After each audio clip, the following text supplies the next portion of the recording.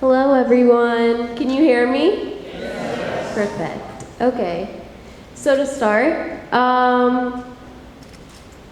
could you please clap if you recognize some of the trends that I'm wearing right now, as well as the ones that are on the slide? Awesome. So I see that a lot of you are familiar with microtrends, but for those of you who aren't familiar, what is a microtrend? A microtrend can be practically anything. A practice, a hairstyle, a food, nearly anything that becomes quite popular for a couple weeks, but then just as quickly dies in its popularity. On social media, we have a tendency to bandwagon when one person says that they don't like something, and that's what eventually leads to its quick demise. Hence the name micro-trend. So next, I'm going to go over a couple examples of microtrends that are derived from a couple cultures.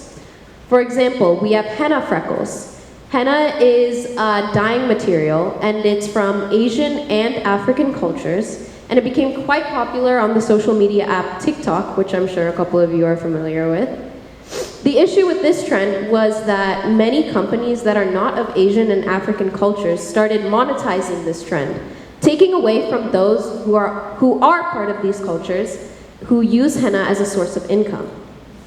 Second, another trend was spa water, which was a renamed version of agua fresca, a Hispanic fruit drink. The issue with this was that spa water was credited to another creator of non-Hispanic descent, completely erasing the cultural significance behind this drink. And third, we have brownie glazed lips, which is a makeup trend where you use neutral lipstick, a brown lip liner, and lip gloss.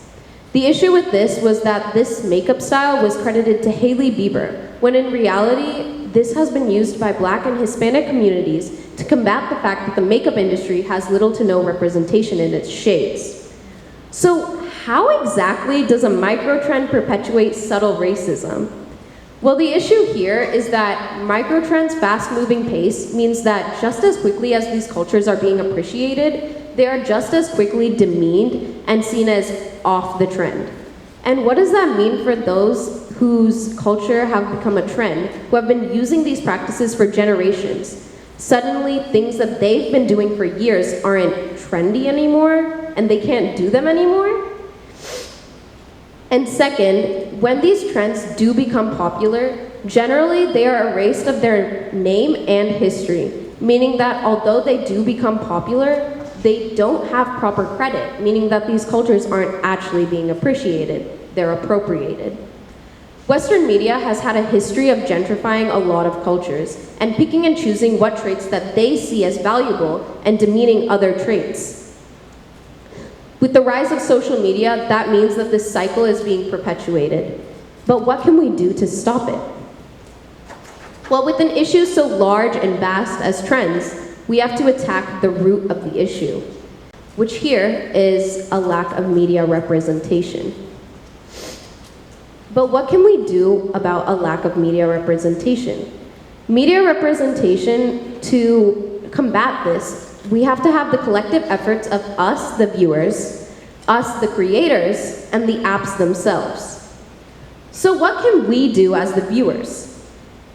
Well, first, we can ask ourselves, what's the difference between cultural appropriation versus appreciation?